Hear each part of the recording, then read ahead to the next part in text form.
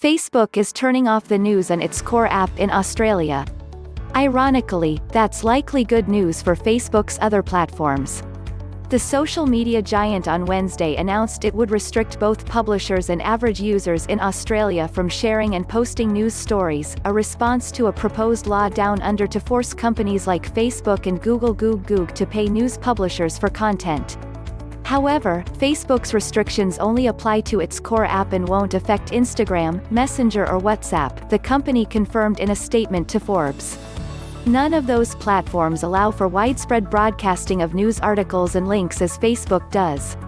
Yet they're similar enough so users wanting to pass around the latest Herald Sun scoop could find themselves doing so more regularly on one of those three Facebook-owned products, even though, of course, they can't do it on Facebook's main site. Messenger and WhatsApp were the first and third most downloaded social apps in Australia on Wednesday, according to data from Sensor Tower, which tracks the app universe. Facebook, meanwhile, was no. 2. In 2020, Messenger averaged 260,000 downloads per month, more even than Facebook's 223,000.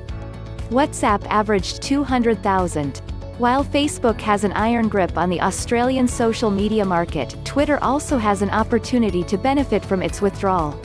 Twitter would be a prime candidate, says Joe Bonner, an Argus research analyst. They're already very driven by the news. Other companies poised to fill the void left by Facebook include messaging apps like Discord, Telegram and Signal. They're likely to attract everyday users looking to share stories. None of them are particularly big with mainstream publishers. All three have ranked highly among the most downloaded social apps in Australia over the past month, according to Sensor Tower. News accounts for less than 4% of the content shared on Facebook, the company said in a blog post outlining the decision, meaning, Facebook probably won't suffer a big hit to its traffic from prohibiting news stories.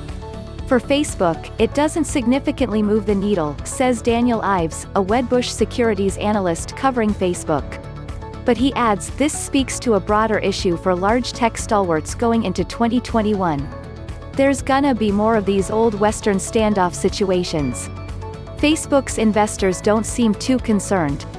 The company's shares fell by 0.15% on Wednesday, beating out the 0.6% drop suffered by the tech-dominated Nasdaq Composite. There's a likely reason they're not upset. Australia represents only a small market for the massive tech firm. While it booked nearly $71 billion in global revenue in 2019, only about $520 million of those sales came from Australia, according to the latest breakout figures Facebook gave on Australia. The jury is still out in terms of how this plays out. This was an aggressive move, says Wedbush's Ives.